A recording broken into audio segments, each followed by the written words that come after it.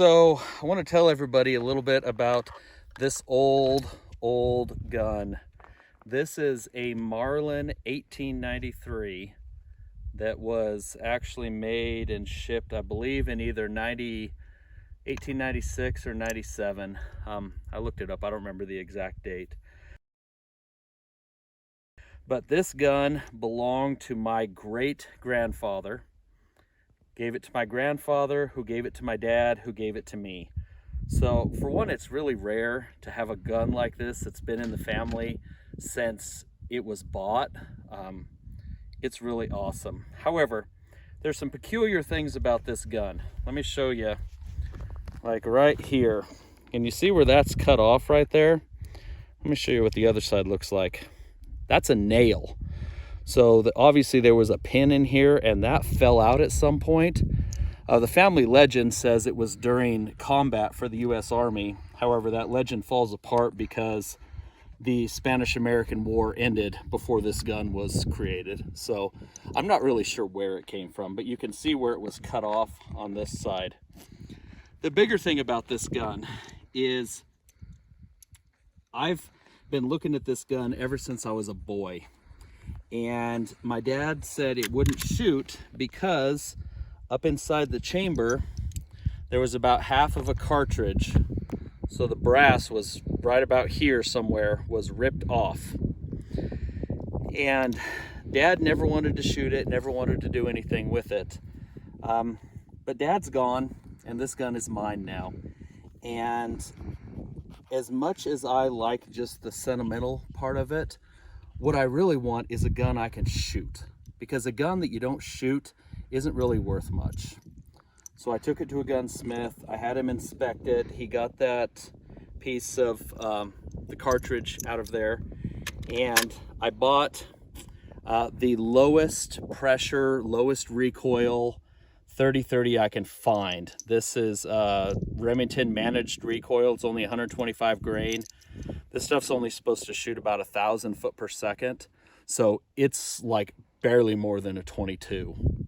But the reason I'm worried about the low pressure is there are scratches inside the chamber where it looks like this has happened in the past and somebody shoved a tool in from the muzzle to knock the cartridge out.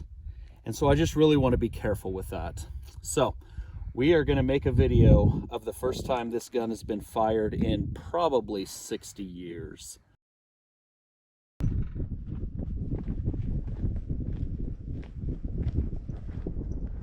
I gotta take out my hearing aids, just 1 second. All right. It feeds nice into the chamber. Okay, give me a check when we're ready to go. So that's good. All right. Feeds really nice into the chamber. Good? Okay, here we go. Ready.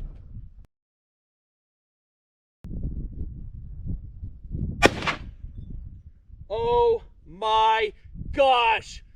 Not only did it shoot, but I hit the target! Oh, this is so awesome! And there we go. Extracted the shell fine. Feed the next one in. You broke a chain!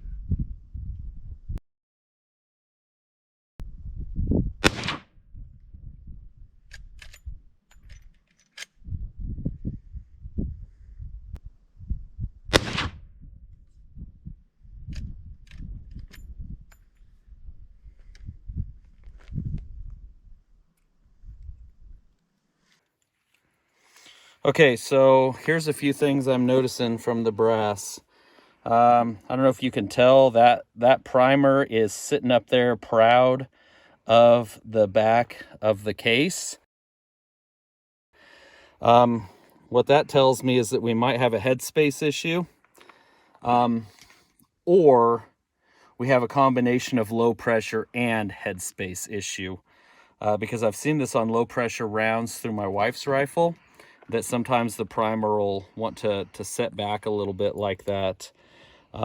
What it is there's not enough pressure for the brass to really fill the chamber and seal back tight against the bolt face, and so it allows room for the primer to scoot back. Also, So I'm looking at the brass. I don't know if this is going to show up in the video, but I can see some longitudinal lines this way. Maybe they're a little bit of an angle across there. What that is those are the scratches that are actually in the chamber. So here's where I think we're going to leave this. The gun fired. It fed properly. It fired well. It extracted properly. I don't think I'm going to reload for this gun because I don't want to risk reusing the brass if there's a headspace issue. However, it did fire well enough that I am pretty confident that I'm going to take this gun deer hunting this year and hopefully be the 4th generation of men in my family